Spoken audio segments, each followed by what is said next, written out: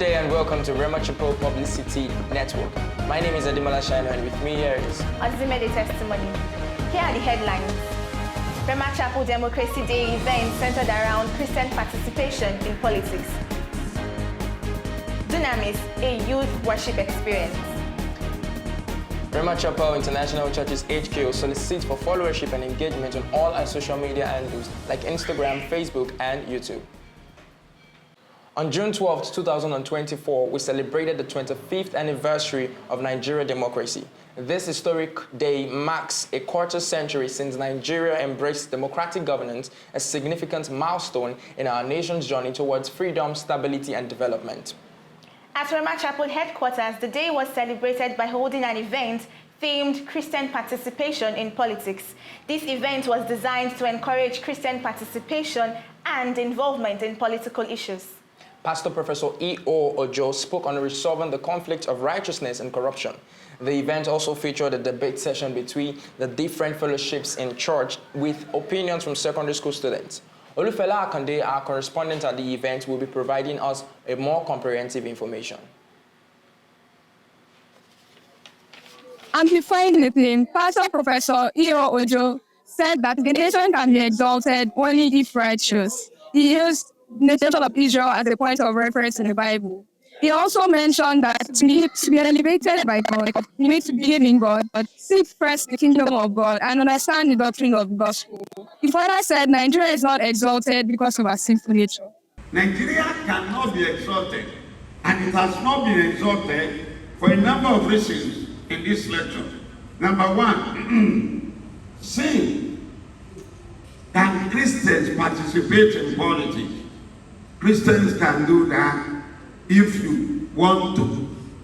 But the moment you begin that participation, you so have it in the back of your mind that any stage you get to, that corruption will taint you, you withdraw.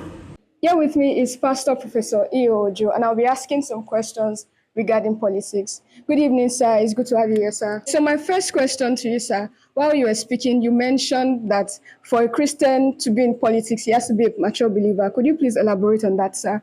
The meaning is that for a Christian to participate in politics, that Christian must have been genuinely born again, that he will not be ready to compromise his faith. When you throw just anybody into politics, there are a lot of tempting influences that could get the person derailed as a believer. Thank you very much, sir, for that. My second question is, in the past elections, youths have been trying to get into the position of power, but they have not succeeded. What do you think they've been doing wrongly, and what should be done differently in the next election, sir? So if the youth are trying and they are not getting it, over time they will get it one day. If they are really determined that, look, we youth, we want to vote for a youthful candidate. Whereas it is better they move into established political party. Those parties, they have large followers. If the youth can move in large quantity there, they can determine that they want to vote for a youthful candidate, right? But if they are divided, then they cannot make.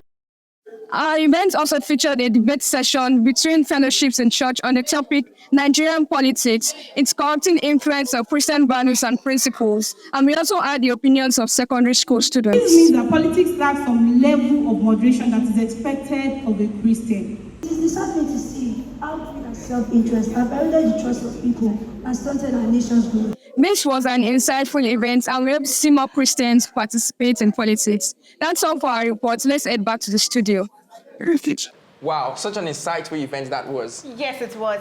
And I think that's why it's important as believers, to attend events like this, just to have an understanding of how the political system is being run. Exactly. Rather than hide behind the keypads, typing the wrong things on social media, I believe it is essential for believers to understand Christianity and also the political system. Just like Professor E.O. Ojo mentioned that you need to be sure of your stand with God before you jump into politics, or else politics will jump out Christianity from you.